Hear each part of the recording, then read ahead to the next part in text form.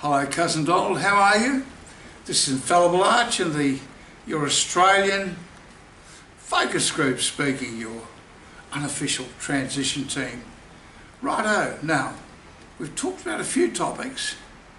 The topic I want to discuss today, or we want to discuss, is energy. Now, this is your big boost. This is what you've done to America, the USA, and what you'll do internationally if you bind all the good nations of the world together in that defence pact and let it evolve slowly into the united free nations of the world. Okay? Now, the energy you have is obvious. It's a great quality because it gives such hope to the people of the USA and the world. Now, we'd like to talk about energy generally. Firstly, if you look at any society, its wealth is what you mine or produce from underground, whether it's coal or fracking, natural gas or oil.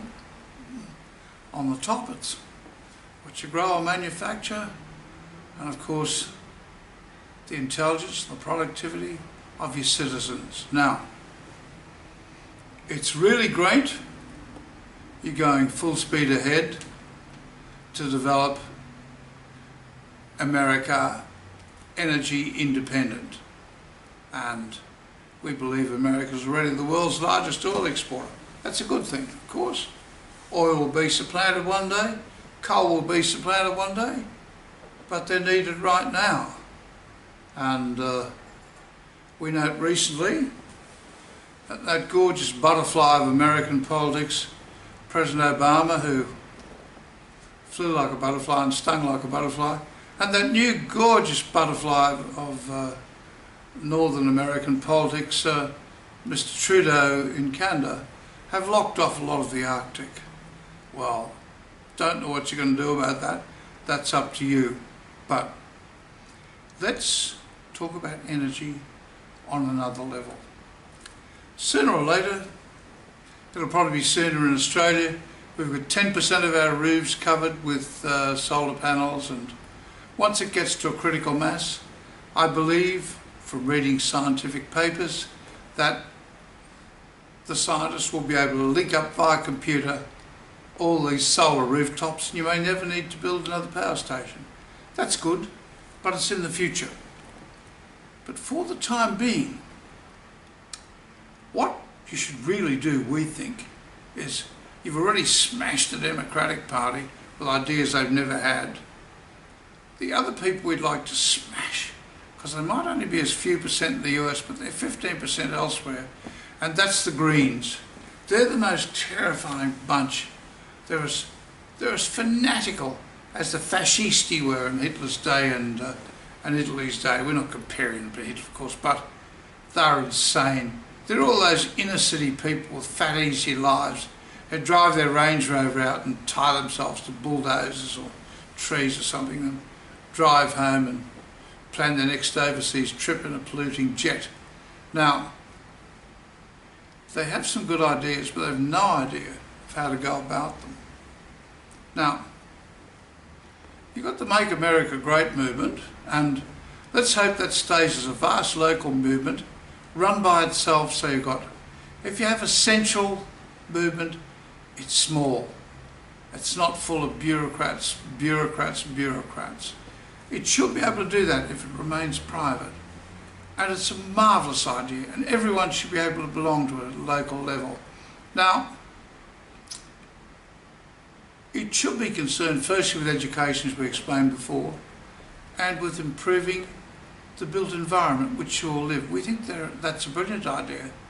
But the other brilliant idea would be, if possible, to make the USA the first country in the world that's self-sufficient using natural energy. Now, are there other countries like this? Yes, as I said, your CEO of the biggest company in the world, the Corporation of the United States, and you should be sourcing your executives anywhere, not just in the USA. The USA has studied itself for too long and not studied other societies. Now, little New Zealand with 4 million people is, I think, 83% self-sufficient in energy. A lot of it's hydraulic. And Mr. Key, the recently retired Prime Minister, a brilliant politician, he's not only involved in that, they're the first government, to my knowledge, in the world who've reduced the numbers of people on social welfare with very clever, tough love strategies. We'd strongly advise you put him on your team, Cousin Donald, perhaps as a special member, as a consultant to advise on particularly reduction of welfare. But let's get back to energy. Read the other day, I think it's Burlington in Vermont, I've mentioned before in the videos, a town in America that Bernie Sanders used to be the president of, but it's a town that via wood chips from the local forests and hydraulic and solar is entirely energy dependent, self-sufficient, and also I think they've got several hundred acres or 900 acres or something outside the town, and all the people can go and grow vegetables or whatever they like on small plots, which is a brilliant idea because many cities in Britain, the smaller towns, do that, and I believe in Europe. So those ideas are good.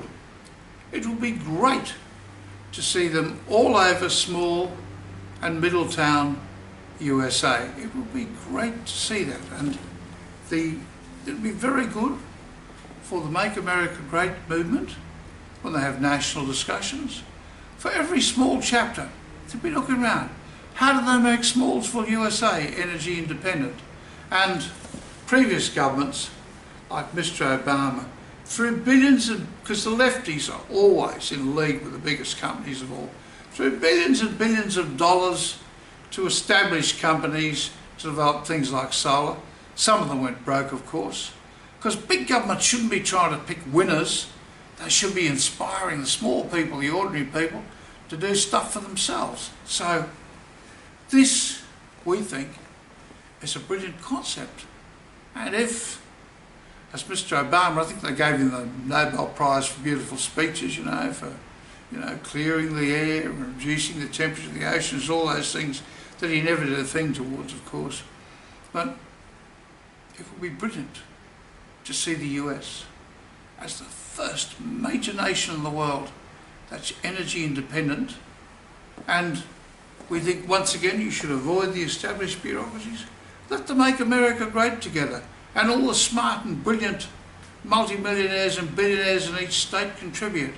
After all, you're a bit of an emperor, Cousin Donald, and I think ancient Rome built up to 300 cities worldwide where stuff like gymnasia and stadiums were donated to the city by well-established local citizens. That's all we have to say on energy, but we think that's a smart idea, so toss that one over to the transition team, see what they think, see how doable it is. But Cousin Donald, if you avoid the bureaucracy internationally and nationally, you can get big things done fast. Remember all that inner city stuff, all that education stuff and beautifying it, that's the bridge at Arnhem, only this time you take the territory and you hold that territory, and this stuff will blow the Democrats into the weeds because they're not smart enough or creative enough to do it. Let's see if you can become the greatest domestic president of all time. Thank you so much for listening. Please would someone give this to the transition team? Bye.